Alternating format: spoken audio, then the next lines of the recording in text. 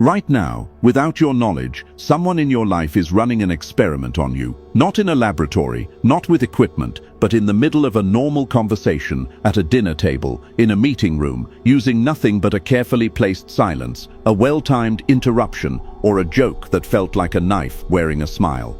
They are not testing your intelligence, your credentials, or your strength. They are testing something far more specific and far more dangerous. Whether your psychological foundation can be moved, whether your reactions can be predicted, and whether the version of you they are looking at is a man with real ground beneath him or a man performing stability while quietly standing on sand. Most men go their entire lives failing tests they never knew were being administered, wondering why certain people stopped respecting them, why certain rooms feel different, why the dynamic shifted without a single conversation about it, never understanding that the shift happened in 5 seconds, during what they dismissed as a normal interaction, when they gave the wrong answer to a question that was never spoken out loud.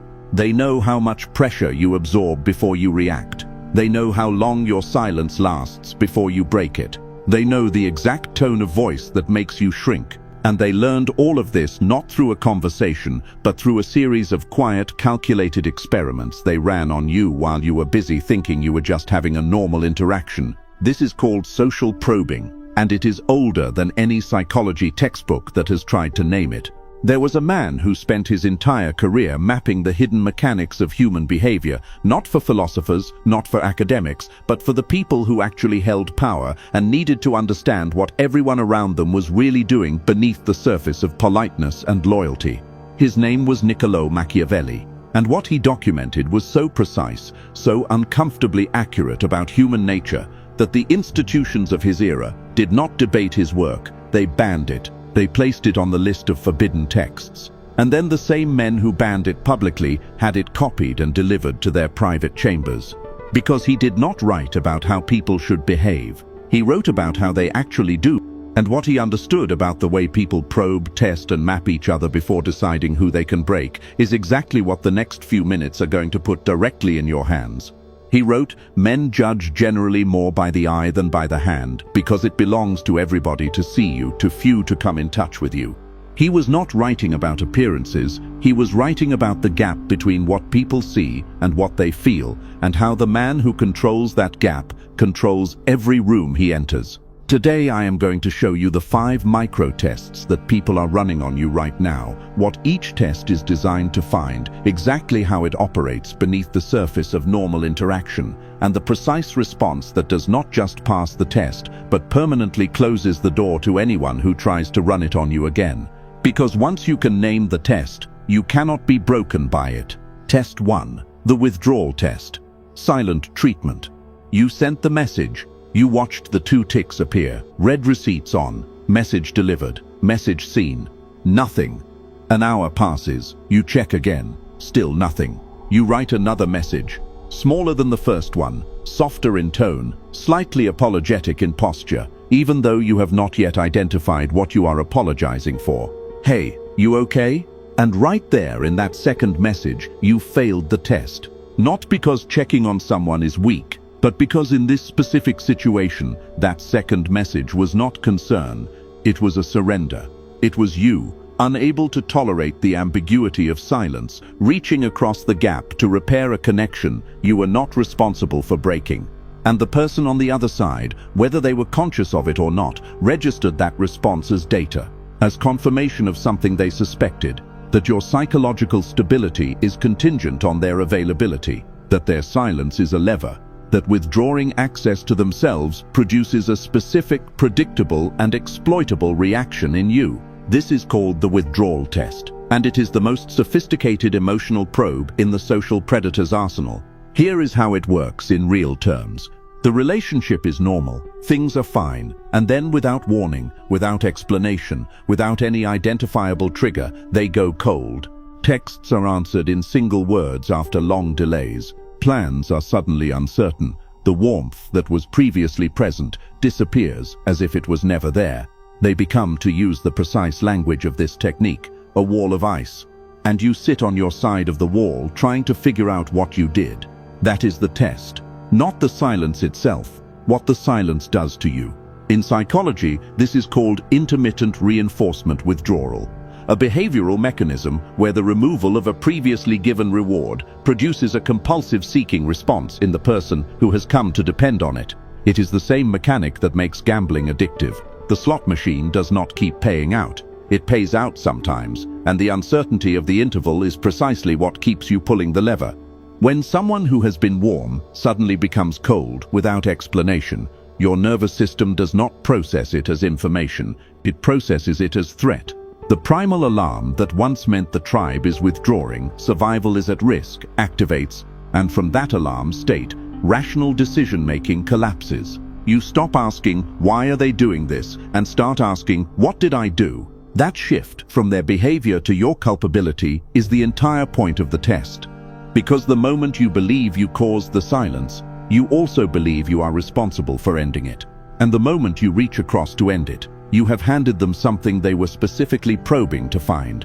The proof that their absence moves your needle. Machiavelli wrote, "Men judge by the eye rather than the hand, because everyone can see, but few can feel." What he meant was this: people respond to appearances, to surfaces, to the visible reaction. The man who chases the silence appears desperate. The man who mirrors it appears indifferent. And in the psychology of power, indifference is the most expensive thing you can display. Not performed indifference, not cold theatrics. Genuine, mission-anchored indifference, the kind that comes from a man who has a life so full, so directed, so internally occupied, that the temperature of someone else's mood does not regulate his own. Let me give you the example plainly. When someone withdraws to see if you will chase, chasing is like a man screaming at the ocean to come back after the tide goes out. The ocean does not hear you. The ocean does not care about your screaming. The tide operates on its own schedule, according to its own mechanics, entirely indifferent to your desperation. And the longer you stand on the shore yelling, the more you confirm that you do not understand what the ocean is. Mirror the silence. Not as a game, not as a countermove in a manipulation chess match, but as the authentic expression of a man who does not require another person's presence to remain stable. When they go cold, return to your work. Return to your mission. Return to the version of yourself that existed before they entered the frame and was doing fine. And if they never warm back up, that is not a loss. That is the test, revealing exactly what the relationship was built on, their control over your stability. And now that you have removed that control, the architecture collapses, which tells you everything you needed to know about what the architecture was made of. The unbreakable man does not chase silence, he occupies it. Now pay attention to what comes next, because this one has been happening to you in broad daylight, in rooms full of people, and you have been absorbing it without a word. Test 2. The interruption test. Vocal dominance. You are mid-sentence. You are making a point, a real one, something that matters, something you have thought through. And before the sentence is complete, before the thought has landed, before you have finished the word that closes the idea, they cut you off. Not because they have an emergency. Not because your building is on fire. They simply start speaking. A new topic, a different angle. Their voice occupying the space your voice was filling, as if your sentence was a placeholder, and they just arrived to claim the actual position. And what do? You stop. You fold your sentence back into yourself unfinished and wait for them to complete theirs, and then, because you have been conditioned to be agreeable, to not make the moment uncomfortable, to prioritize social smoothness over social sovereignty, you either wait to see if you can re-enter or you abandon the point entirely. That is the test. That is the result they were looking for, not your silence specifically.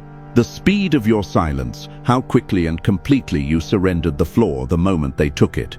In social hierarchy research, this is called vocal territory. The concept that in any group dynamic, the person who controls the airspace controls the perceived status. The man who speaks without being interrupted is unconsciously categorized as higher status than the man whose speech is regularly disrupted.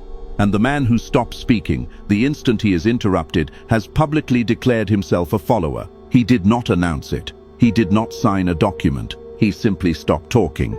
And everyone in the room registered it.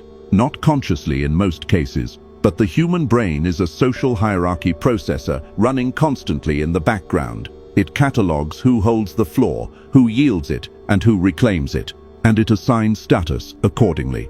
Machiavelli understood that the court was a permanent status performance. He wrote that a prince must carry himself in such a way that no one dares to deceive or trifle with him. The operative word is carry, not announce, not demand. Carry through posture, through tone, through the specific behavioral signals that communicate to the social environment. This man's territory is not available for casual occupation. Your vocal territory is one of those signals. Here is the rebuttal, and it is precise.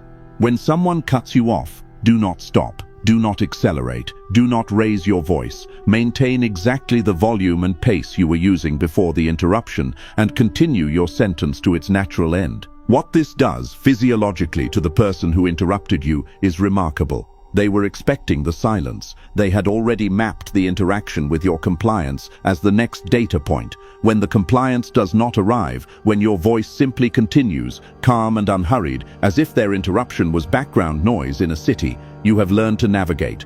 Their system has to recalibrate, because you did not acknowledge the breach. And the most disorienting thing you can do to a social probe is refuse to confirm the result. The probe was designed to find, when you finish your point, look at them, calmly, with the mild analytical curiosity of a scientist observing a lab specimen, and say, you were saying, that sentence is a masterpiece of social recalibration. It acknowledges that they spoke. It suggests you were listening, and it quietly, devastatingly repositions you as the person conducting the conversation rather than the person being conducted. Think of it this way. Allowing someone to interrupt you repeatedly is like a chess player leaving his king in check and then asking why he keeps losing. Every time you fold your sentence, you are moving your king deeper into danger. Every time you hold your ground, you are telling the board and everyone watching the board that your pieces know where they belong. The man who cannot be interrupted cannot be dismissed, and the man who cannot be dismissed cannot be broken. What you just learned about vocal space connects directly to something deeper, something that has been running on your time, your energy.